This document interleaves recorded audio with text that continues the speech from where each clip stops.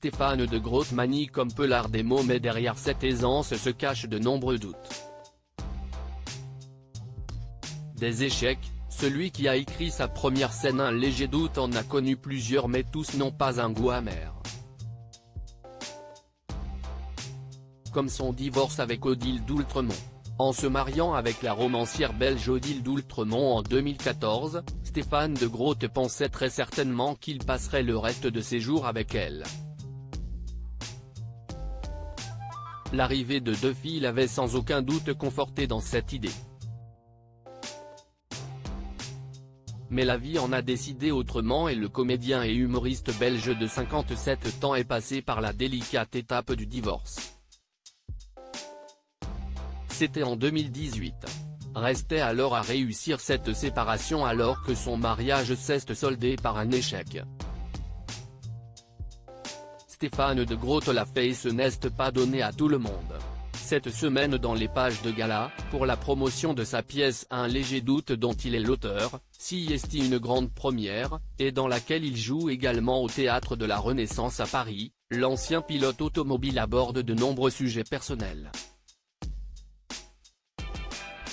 Parmi eux, sa famille et son ex-femme Odile d'Oultremont, pour qui il a de très jolis mots. Stéphane de Groot a su rester proche d'elle malgré leur rupture et le fait qu'il ait le même amour pour les mots continuera de les lier, peut-être à tout jamais. Mais une chose est sûre, la vie de celle avec qui il a fondé une famille est extrêmement importante. Pour Stéphane de Groot, la famille reste le plus important. Je ne suis plus avec elle mais elle a un esprit tellement pertinent, une intelligence sur les choses, que j'entends son avis. Quand elle lit un de mes textes ou voit une de mes interventions, et qu'elle trouve cela bien, ça me rassure et la croit. Son avis est très important. Elle ne le sait peut-être pas, confie celui qui est sans cesse en proie au doute. Ces piliers de stabilité sont essentiels à son équilibre et jamais il n'oubliera la plus belle chose qu'ils ont bâtie ensemble, une famille. Même si nous ne sommes plus ensemble, nous formons une famille. C'est précieux.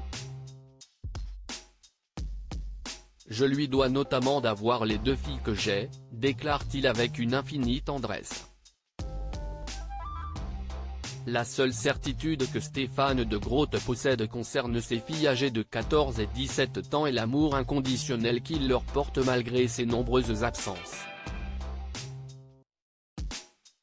C'est la chose la plus importante à mes yeux, concède le Belge à gala, dévoilant un pan de sa personnalité que l'on connaît peu. Parce que celui qui manie l'art de l'autodérision comme personne sait que la vie ne tient qu'à un fil. Il a expérimenté la volatilité de l'existence personnellement et le raconte. J'avais 20 ans, j'avais une amoureuse et je lui dis bonsoir car elle se rendait à une soirée.